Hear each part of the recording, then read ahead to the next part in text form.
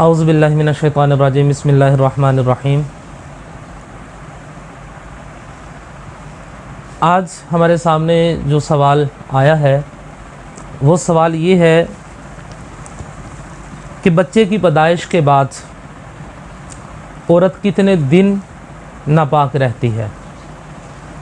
یہ بڑا ایک اہم سوال ہے جو خاص طور پر جو ہمارا یہ مشرقی حصہ ہے، پاکستان، ہند، بنگلہ دیش وغیرہ، یہاں پر تو یہ بہت زیادہ اس چیز کے اندر رواج ہے کہ بچے کی پیدائش کے بعد کتنے دن کے بعد عورت جو ہے یہ پاک ہو جاتی ہے۔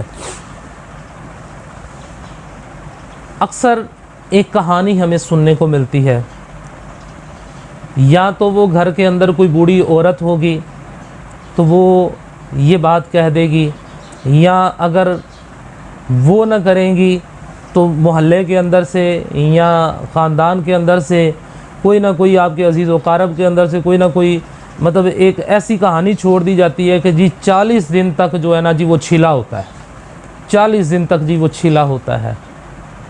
ایسی کوئی بات نہیں ہے۔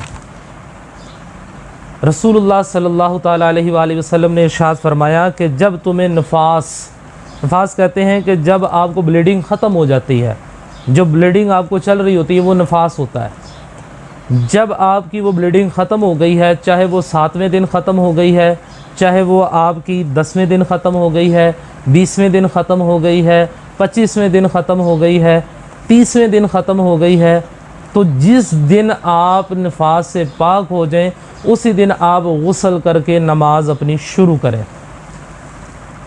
اور ایسا نہ کرنا یہ گناہ کبیرہ ہے۔ کیوں؟ آپ نے اس دوران جتنی بھی نمازیں چھوڑنی ہیں پھر وہ آپ کو ساری قضا کرنی پڑیں گی۔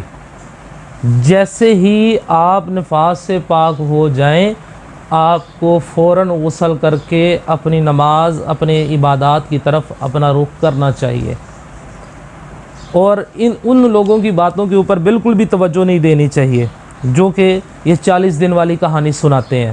40 دن والی ایسی کوئی کہانی نہیں ہے۔ جو میرے نبی صلی اللہ تعالیٰ علیہ وآلہ وسلم نے ارشاد فرما دیا، جو قرآن نے بتا دیا، اس سے آگے دوسری تیسری اور کوئی بات نہیں ہے۔ علماء کرام، مفتیان اعظام نے اس کے اوپر بے شمار فتوے دیے ہیں کہ جب عورت کو 7ویں دن ہے، چاہے 20ویں دن ہے، 15ویں دن ہے، 12ویں دن ہے، جب بلیڈنگ آنی ختم ہو گئی سمجھ لو کہ تم پاک ہو گئی ہو، اب تم نے غسل کرنا ہے اور اپنی نماز والا معاملہ جو ہے وہ شروع کر دینا ہے۔ اب اس چکر میں نہیں رہنا ہے کہ 40 دن پورے ہوں گے۔ بہت ساری خواتین جو ہیں وہ گھروں کے اندر ان کو اس بات کا پتہ ہی نہیں ہوتا، یہاں تک کہ شوہروں کو نہیں اس بات کا پتہ ہوتا۔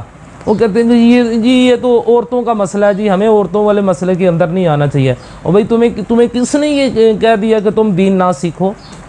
دین اسلام کی طرف آؤ تو صحیح۔ دین اسلام تو بڑا خوبصورت ہے۔